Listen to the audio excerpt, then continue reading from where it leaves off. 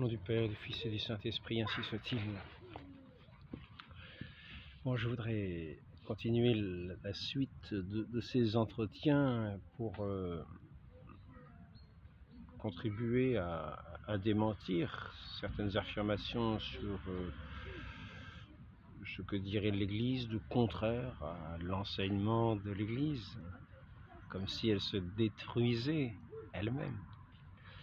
Donc, avant plus d'entretiens, enfin, dans ces derniers entretiens, toujours, je pense qu'il est quand même bon de rappeler le fondement essentiel de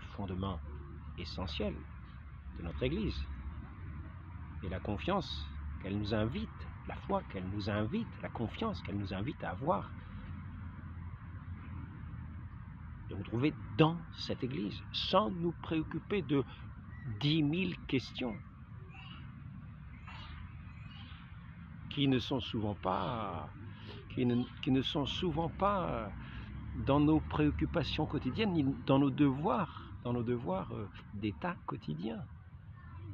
Je vais là parler aujourd'hui, je vais commencer par ce que je dis. Je dis que j'allais commencer par le fondement, je vais donc commencer par le fondement. Rappeler que ce fondement est inébranlable et que c'est de foi dans l'Église. On va même, là je vais simplement aussi me citer une encyclique de Léon XIII, un tout petit bout de passage qui sera suffisant à ceux qui ont des oreilles pour comprendre ce qui est dit. Donc, Satis Cognitum, c'est une encyclique de Léon XIII. Donc, dans ce passage-là, il est dit « L'Église chancellera si son fondement chancelle. » Mais comment pourrait chanceler le Christ? Tant que le Christ ne chancellera point, l'Église ne fléchira jamais. Jusqu'à la fin des temps. Déjà, c'est un premier point qui devrait rassurer certaines personnes qui se disent « Mince, alors nous arrivons à la fin des temps, et puis alors l'Église qu'est-ce qu'il est marqué? L'Église, elle fléchit, elle a même disparu, il n'y a plus de magistère. Il n'y a plus de magistère vivant d'église, on n'a plus que le magistère écrit, et puis tout le monde se prend pour un théologien, puis tout le monde fait ses interprétations personnelles pour aller attaquer tous ceux qui sont aujourd'hui, celui qui est aujourd'hui à la tête de l'église, et tout ce magistère vivant qui continue d'être le corps enseignant et gouvernant de l'église. Non pas une suppléance qui n'aurait aucun gouvernement ni aucun magistère, n'assurerait rien. Non. Donc, un deuxième passage pour nous assurer de ceci. Cette fois-ci, je ne sais pas si c'est Léon XIII. Humani Generis, Pie XII, 1950. Ah, très intéressant. Parce que certains se servent de certaines encycliques pour aller attaquer l'Église et dire, vous savez, nous avons la preuve qu'il n'y a plus d'église, regardez. Je vais vous citer une encyclique, ça va contredire tout ce qu'ils disent aujourd'hui. Mais cette encyclique, en tout cas, normalement, devrait inviter à un peu plus de mesure dans la façon de parler. Quand on ne comprend pas les choses, c'est Saint Pie X qui nous rappelait ça. Si nous comprenons ce qui est dit dans des enseignements, rendons grâce à Dieu. Si nous ne comprenons pas, avec humilité, baissons les cornes. Nous ne les relèverons pas pour attaquer. Ce n'est permis à personne, en tout cas à aucun fidèle. Donc, Humani Generis, Pie XII, 1950. Alors certains m'accusent, moi, pauvre frère Alain, de faire des sophismes. Vous allez voir si c'est un sophisme. Dieu a donné à son Église un magistère vivant. Nous venons de voir que cette Église, si on disait qu'elle s'était ébranlée ou qu'elle chancelait, ça voulait dire que le Christ avait disparu. En gros, donc ce sont des gens qui professent que le Christ a manqué. Le Christ a chancelé. Oui. Dans Satis Cognitum, l'Église nous enseigne encore que le Christ ne chancelle pas, et l'Église non plus. Donc ici, c'est Humani Generis, Dieu a donné à son Église un magistère vivant. Alors je rappelle ce que c'est le magistère vivant, c'est le corps enseignant et aussi gouvernant. Ce magistère vivant, ça vient de mot maître, c'est ceux qui ont l'autorité, hein, autorité qui, en gros, sont ceux qui dirigent. Et il y a celui qui dirige, il y a le pape, à la tête du collège épiscopal. Et donc, l'ensemble de tous ces évêques, à la tête duquel se trouve le pape, constitue ce qu'on appelle le magistère vivant, et qui ont cette garantie de l'infaillibilité, de l'indéfectibilité. Non pas les évêques à titre particulier, mais il faut déjà qu'ils soient en union avec le chef de l'Église, le pape, en union avec lui, qu'ils aient été établis par lui, de droit divin, mais établis, nommés par le pape. Et ainsi ils reçoivent leur pouvoir de gouvernement et d'enseignement.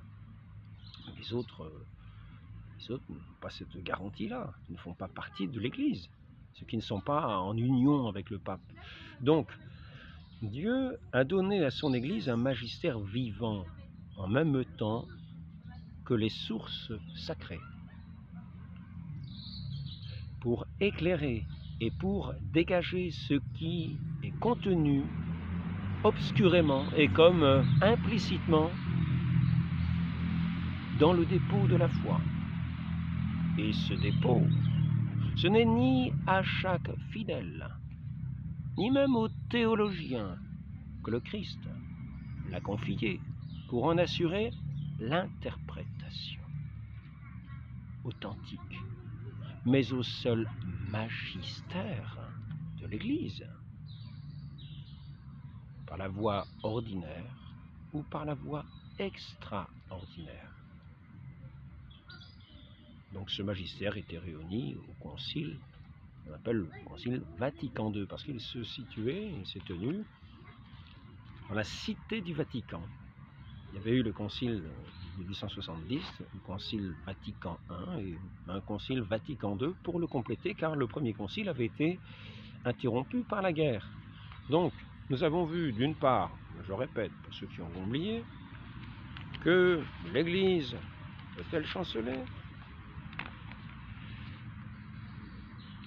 Donc, Satis Cognitum, en 13, l'Église chancellera si son fondement chancelle. Mais comment pourrait chanceler le Christ, qui est le fondement de l'Église?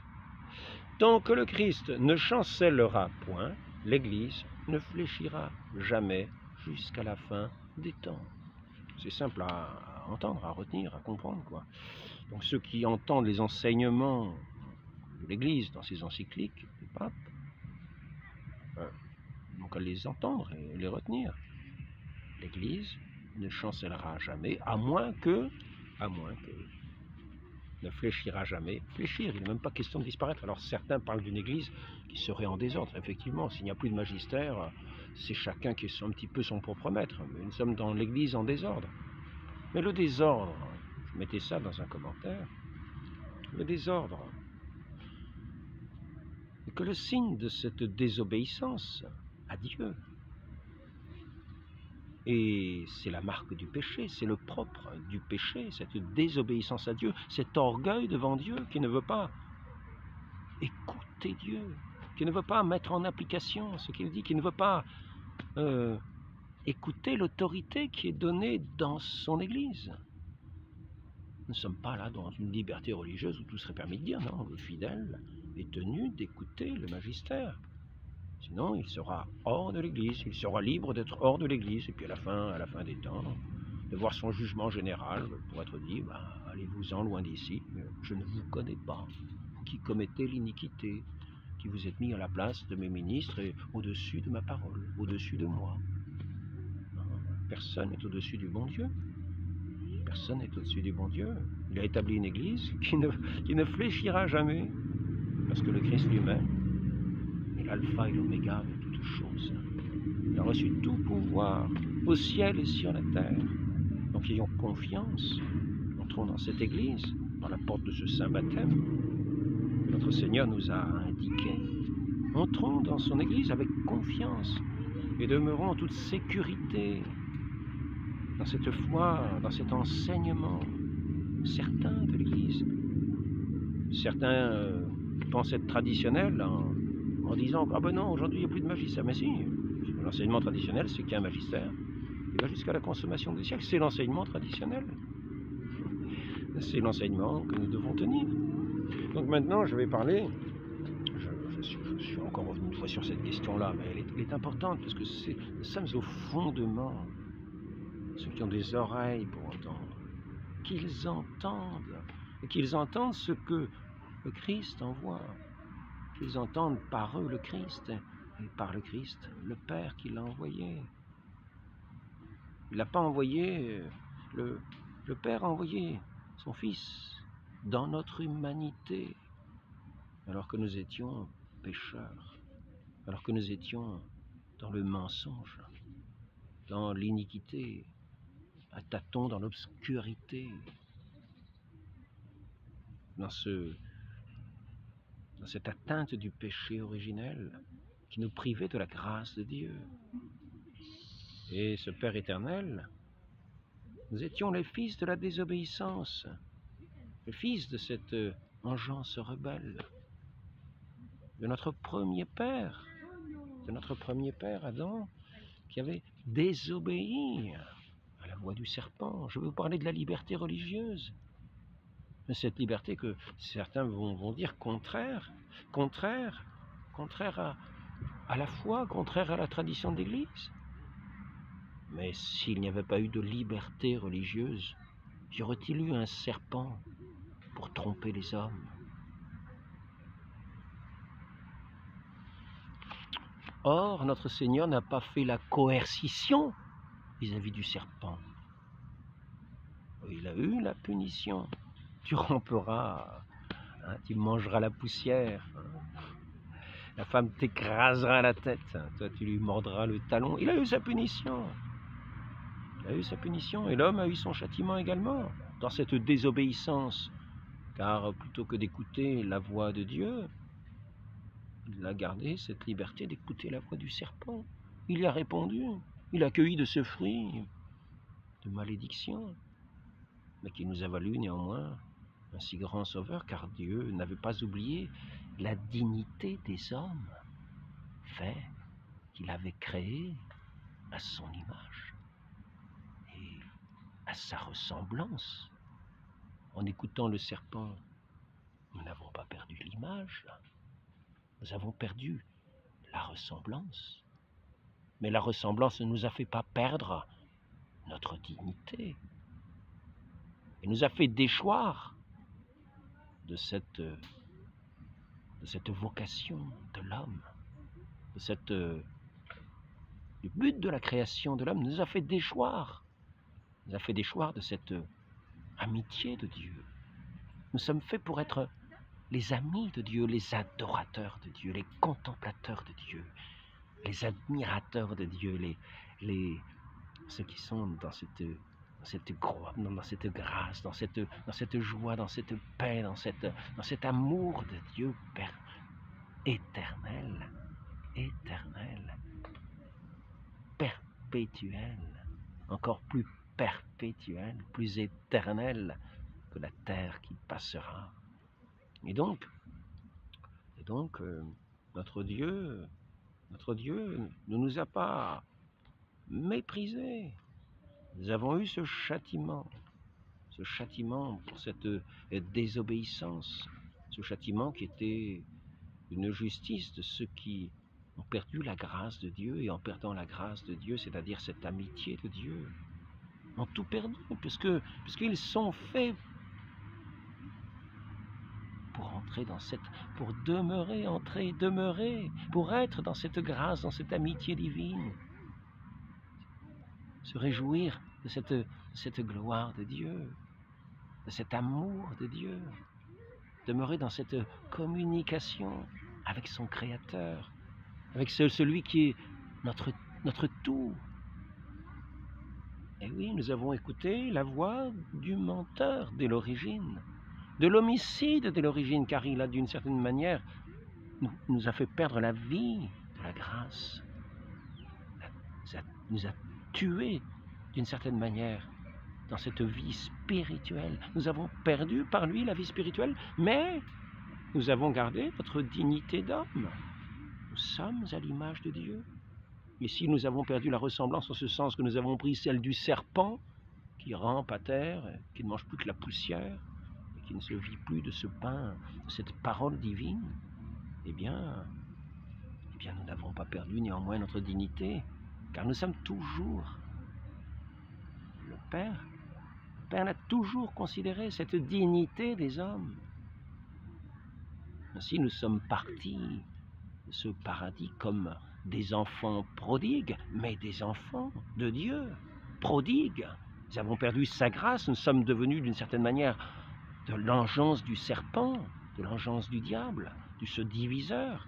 Nous sommes séparés de notre Dieu, mais nous sommes restés à son image. Nous sommes restés avec cet appel profond en nous de revenir à lui. De revenir à lui. C'est l'enfant prodigue qui va errant dans ce monde, qui a pris son héritage, qui a pris ses biens, mais qui reste le fils de ce bon père, le fils de ce bon père, qui va dilapider tous ses biens, qui va manger les glands, qui aimerait manger même les glands des pourceaux tant il se trouve dans la misère. Et ce bon père est dans l'attente de notre retour. Il est à la porte et il guette notre retour. Et c'est là, considérant cette dignité de ces enfants de Dieu, considérant cette dignité de ces hommes, de ces femmes, créés à son image, pour le connaître, pour l'aimer, pour le servir et être un jour sauvé auprès de lui. Voilà, toute cette dignité de l'homme. C'est sûr, du point de vue de la connaissance, du point de vue de la bonté des actes, du point de vue, nous avons déchu, du point de vue de cette connaissance, de cette amitié de Dieu que nous avons perdue, nous sommes entrés dans la méconnaissance de Dieu. Nous l'avons méprisé, nous avons rompu le lien avec lui, et nous avons couru après une idole. Et nous sommes devenus l'idole de nous-mêmes, nous adorons nous-mêmes, préférant notre voix à celle de ce Fils même que le Père nous a envoyé. Écoutons-le pour retrouver cette ressemblance qui fera notre dignité pleine. C'est-à-dire que notre intelligence n'aura pas déchu, notre volonté n'aura pas déchu. Tout ce qui est de nos qualités spirituelles retrouveront. C'est pourquoi elles sont faites, pour être dans ce lien avec notre Dieu, rétabli avec lui comme ses enfants. Donc, nous voyons bien, Dieu, le bon Dieu, aurait pu contraindre le serpent, lui fermer le museau, lui dire « Ah, on ne parle plus, tu vas te taire, sale bête, tu es l'ange rebelle, je vais te fermer le museau, je vais envoyer mes anges pour te fermer le museau. » Il n'a pas fait ça. Il n'a pas fait ça. Et lorsque ce bon père, lorsque le fils prodigue va réclamer son héritage auprès du Père, ainsi qu'il nous est dit dans cette parabole sortie de la bouche du Christ, de notre Seigneur, il parle bien de nous. Est-ce qu'il nous a empêchés d'aller par la route? Est-ce qu'il nous a empêchés de prendre cet autre chemin, cette voie de perdition? Est-ce que ce bon Père nous a ôté les moyens d'aller commettre tous ces maux que nous aurions commis ensuite, d'entrer dans toutes ces mauvaises paroles, dans toutes ces fréquentations mauvaises? Non, non. L'enfant réclame l'héritage et le Père lui donne l'héritage. Parce que le Fils a cette dignité d'enfant de ce Père. Ben oui. même même s'il s'est détourné de lui, il reste son enfant. Il reste, non pas sa ressemblance, puisqu'il ne l'en veut pas, mais son image, capable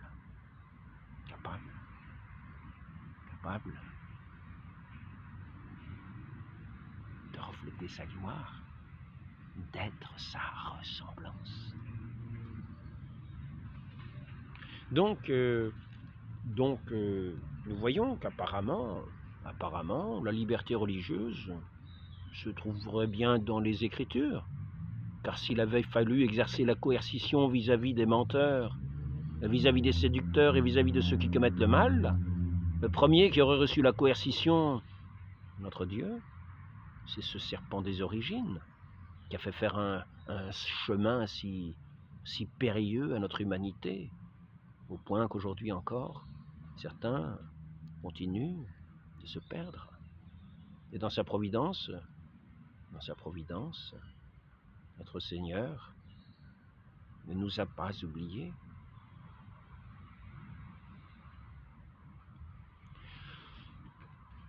Donc maintenant, il faudrait continuer sur ce sujet, car ce n'est une première approche. Mais je ne vais pas le développer non plus très longtemps. Cette première approche est déjà une approche qui nous montre à voir qu'en fait, ce que le Concile dit, ce n'est pas une justification du péché, comme le bon Dieu, lorsqu'il laisse parler Satan pour séduire l'homme, ce n'est pas une justification du péché. Il avait été dit à l'homme, tu ne cueilleras pas de ce fruit interdit.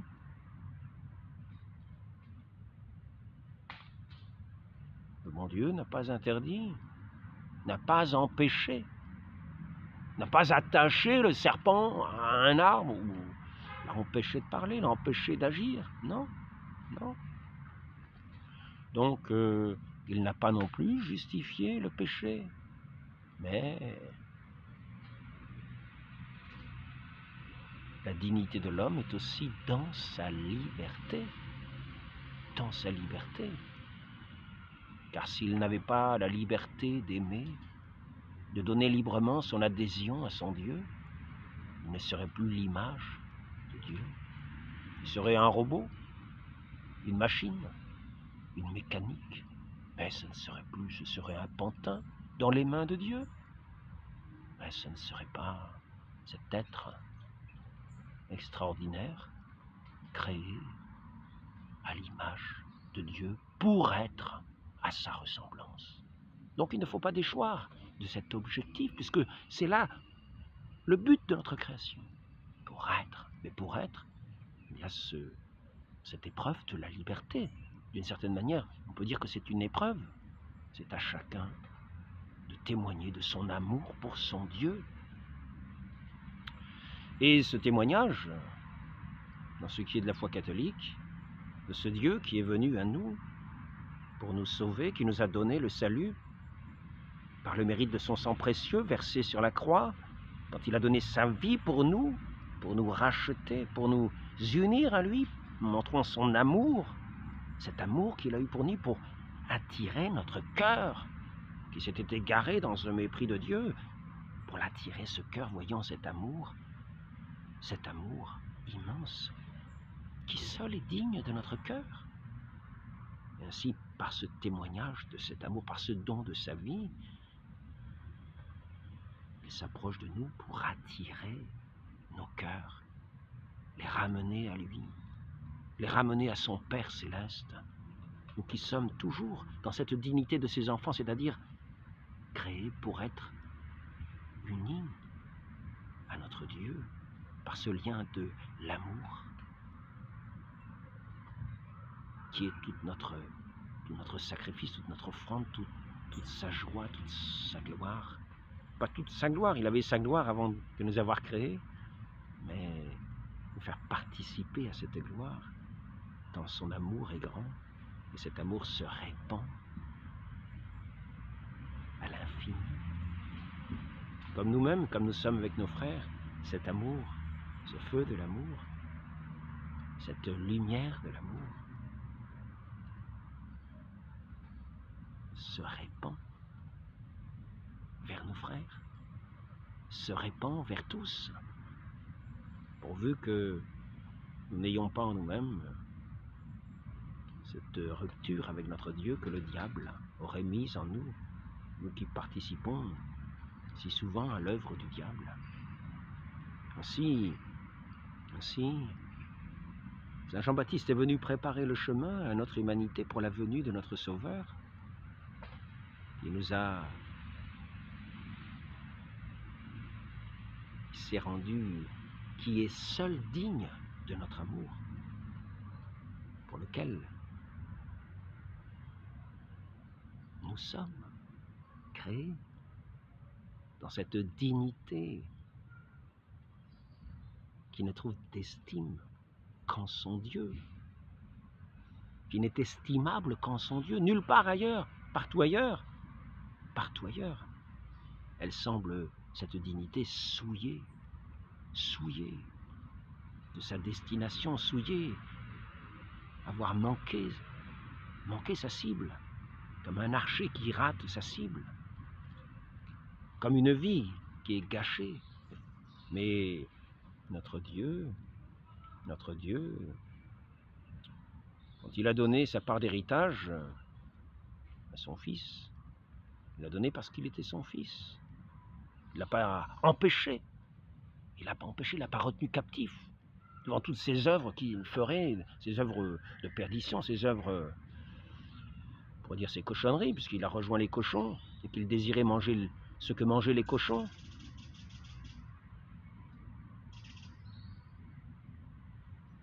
Donc nous voyons bien ici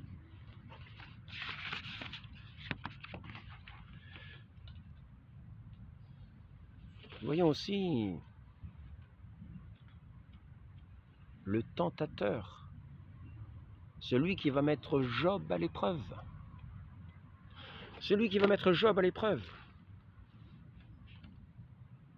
Comment se fait-il que cet esprit maléfique ait eu l'autorisation par Dieu lui-même de parler, d'aller tenter Job, d'aller commettre tous ces méfaits vis-à-vis de lui pour le mettre à l'épreuve, pour le faire chuter, C'était son intention. Tu vas voir, celui qui te loue maintenant, quand je lui aurai pris tous ses biens, il va te maudire. Pour le faire chuter. Notre Seigneur a-t-il empêché, a-t-il muselé ce diable, enfin ce démon, d'aller mettre à l'épreuve son serviteur Job?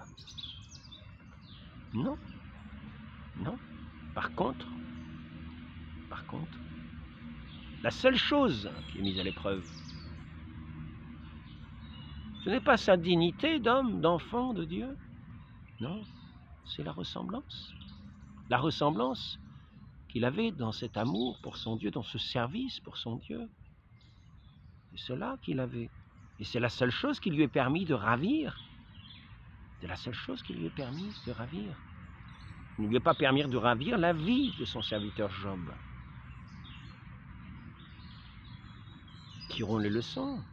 Quelles leçons en avons-nous pour cette liberté religieuse qui est enseignée, qui n'est que simplement le droit de ne pas subir la coercition pour une personne parce qu'elle émet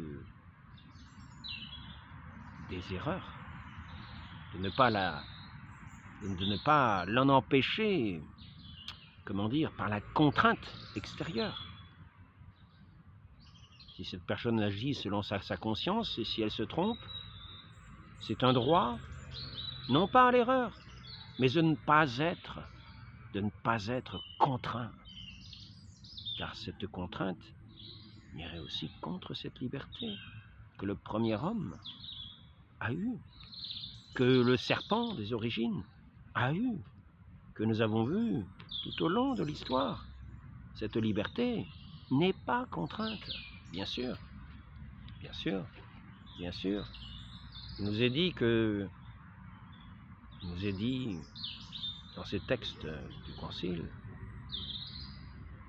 que cette contrainte a ses limites, que cette, je veux dire, que cette liberté a ses limites, pas non plus une liberté de tout faire. Donc maintenant, nous pouvons voir certains textes que nous avons déjà vus. Est-ce qu'il y a encore une autre petite référence que l'on pourrait dire?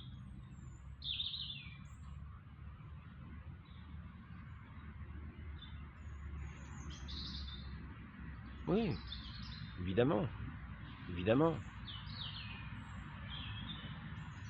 Dans cette liberté aussi, mon Dieu nous convoque.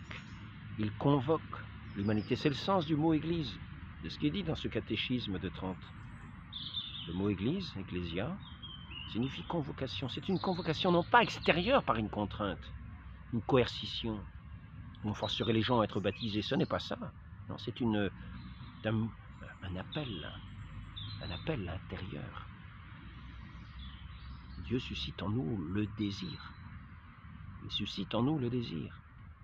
Par cette mouvance de cet esprit qui nous guide à entrer dans l'Église pour être tous un seul corps, tous ces enfants de Dieu réunis dans ce banquet divin.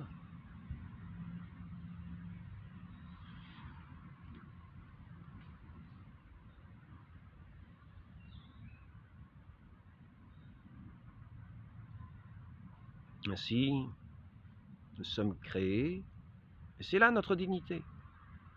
Nous sommes créés. C'est pas simplement que notre dignité ne consiste pas simplement à ce que nous soyons créés, mais nous sommes créés pour que nous ayons échoué ou que nous n'ayons pas échoué. Nous sommes ici-bas, sur cette voie, pour. Nous pouvons être les pires arracheurs de dents, les pires menteurs, les pires assassins, mais nous restons avec cette dignité d'enfant de Dieu pour, connaître Dieu. Nous sommes créés pour le connaître. C'est là toute notre dignité. C'est pour cela qu'est notre dignité. Et toute notre dignité ne consiste pas simplement à dire que nous ne sommes dignes que lorsque nous le connaissons. Nous restons à cette image de Dieu, nous restons pour le connaître, même si nous n'y arrivons pas. Pour le connaître, pour l'aimer, pour le servir. C'est là notre dignité, et pour être un jour sauvé dans l'autre monde, dans cette vie éternelle, dans ce ciel éternel.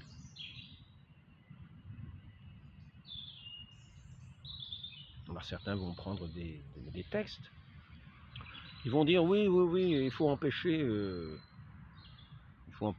toute diffusion de texte. Déjà, en disant cela, ils oublient qu'il y a des petites notes, et qui disent qu'il y a quelquefois une certaine tolérance.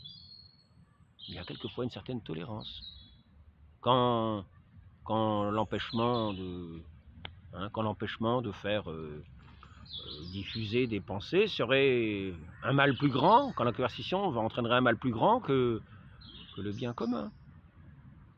Le Concile nous dit simplement qu'effectivement, il y a un mal plus grand dans la coercition. Donc il n'y a pas le droit à l'erreur. Le Concile n'a jamais enseigné un droit à l'erreur, ni un droit, ni une façon de dire, comme il était dit dans ces textes condamnés, des syllabus, que c'était par une égalité de ces religions, que tout le monde avait un droit. Non, ce n'est pas un droit positif. C'est simplement le droit de ne pas être contraint, le droit de rester en tant que nous avons cette dignité humaine et que nous devons nous donner librement à Dieu. Nous avons, tant que cette dignité humaine, et elle sera jusqu'à notre dernier souffle, et après ça, espérons dans la gloire, parce qu'après cette dignité, elle sera sans doute perdue, après le jugement. Quand nous ressemblerons définitivement aux démons, nous ne serons plus ressemblants aux démons pour connaître Dieu, car le temps sera passé. Et là, il est bien possible que toute dignité que nous avions de notre humanité ici-bas aura disparu. Nous serons à la ressemblance des serpents, à la ressemblance du démon, des diables, à la ressemblance de ces monstres infernaux, dans une souffrance éternelle, dans des feux qui ne consument pas. Mais à ce moment-là, effectivement, il est bien possible que nous ayons perdu toute dignité humaine. Mais jusque-là, c'est ce respect de ce pourquoi nous sommes faits. Personne ne peut être contraint à l'amour. Et donc, au nom de cette dignité pour laquelle qui est la dignité humaine, non pas seulement parce qu'il aboutit à ce qu'il doit aboutir, mais parce qu'il est appelé à aboutir.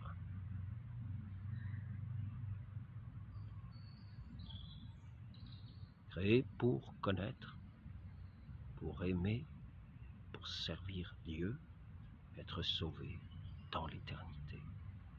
Donc, il ne s'agit ni de reconnaître une égalité de toutes les religions, ni de reconnaître un droit à pécher ou un droit à blasphémer, non.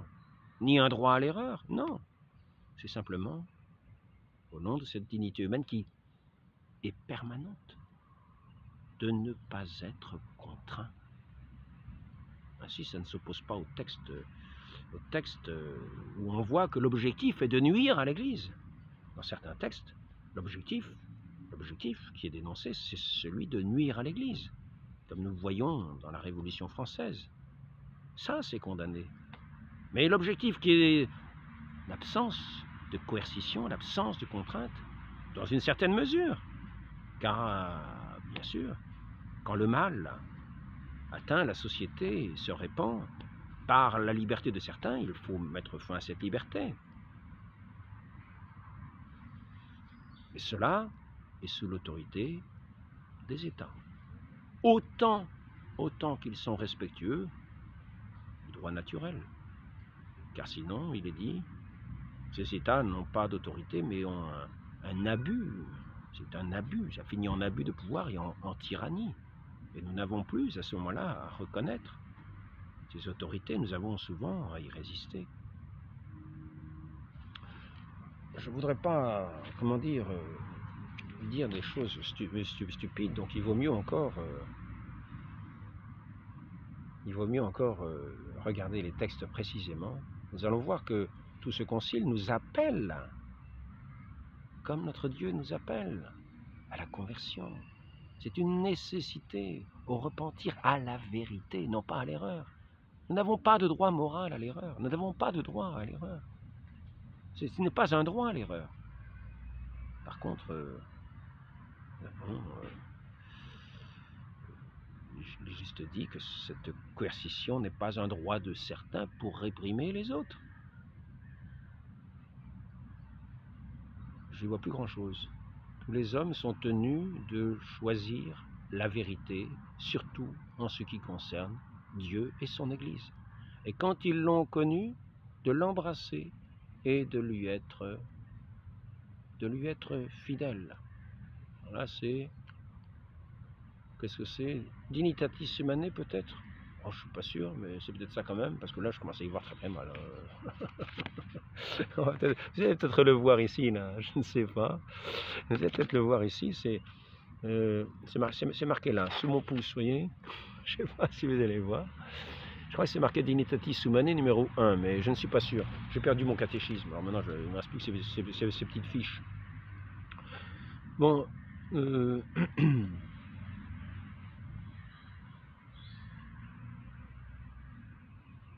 éveillé.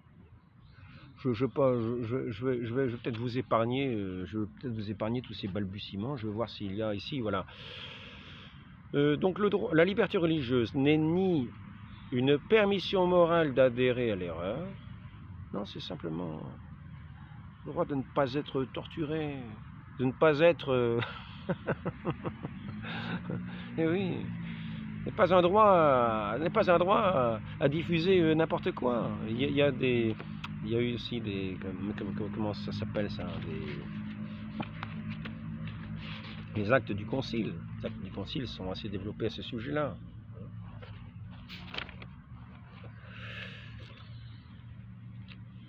s'agit juste, dans Dignitatis Humanae, du droit, dans certaines limites, de ne pas souffrir la coercition.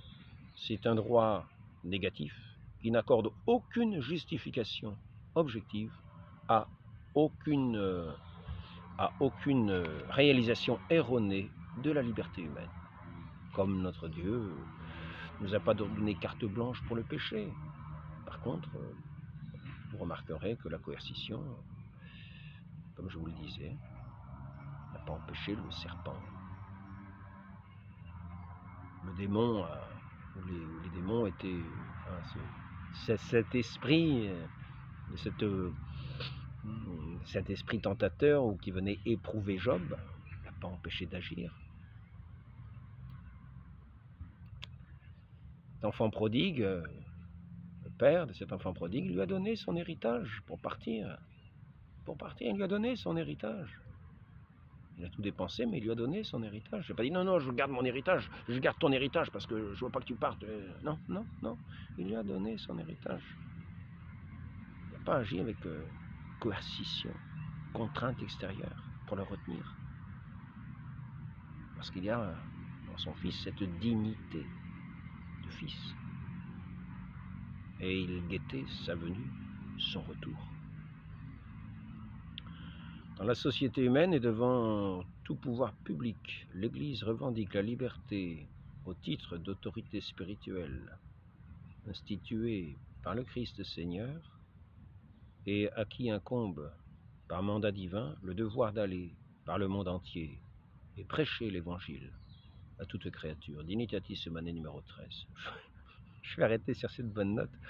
Bon, ce n'est qu'une première approche peut-être on pourrait l'approcher d'une autre manière, mais j'aurais bien aimé donner quelques petites notes sur la liberté religieuse. Qu'est-il dit ici?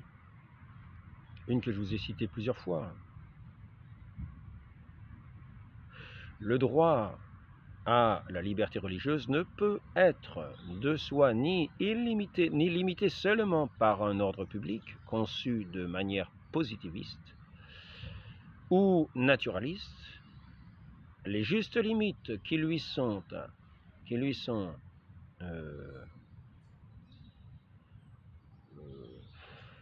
inhérentes doivent être déterminées pour chaque situation sociale par la prudence politique selon les exigences du bien commun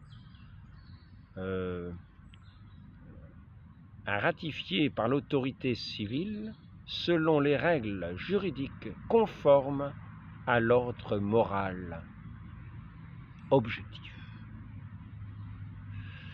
Voilà. Je voulais voir ce qui était la question de l'abus du pouvoir, mais ça, peut-être il y aura l'occasion de revoir ça une autre fois. Donc, je voudrais rappeler néanmoins ce petit rappel. Mais de même que la doctrine céleste n'a jamais été abandonnée aux caprices et au jugement individuel des hommes, ça c'est satis cognitum, mais qu'elle a d'abord été enseignée par Jésus, puis conférée exclusivement au magistère dont il a été question. Deuxièmement, je rappelle encore ceci. Dieu a donné à son Église son magistère vivant en même temps que les sources sacrées pour éclairer, pour dégager ce qui est contenu, qui obscurément et comme implicitement dans le dépôt de la foi, et ce dépôt ce n'est ni à chaque fidèle, ni même aux théologiens, que le Christ l'a confié pour en assurer l'interprétation authentique, mais au seul magistère de l'Église, par la voie ordinaire ou par la voie extraordinaire. Donc, soyons heureux de savoir que cette Église, qui est celle de notre Seigneur Jésus-Christ, nous sommes rattachés à la tête, nous qui sommes les membres et qui sommes à l'écoute de ceux qui l'ont envoyé. Sachons bien, quand nous entendons les textes, ne pas vouloir rebiquer la tête et attaquer les envoyés de notre Seigneur en interprétant mal ce que nous lisons. Mais sachons qu'il faut toujours donner une interprétation selon la vérité. C'est une règle de l'Église.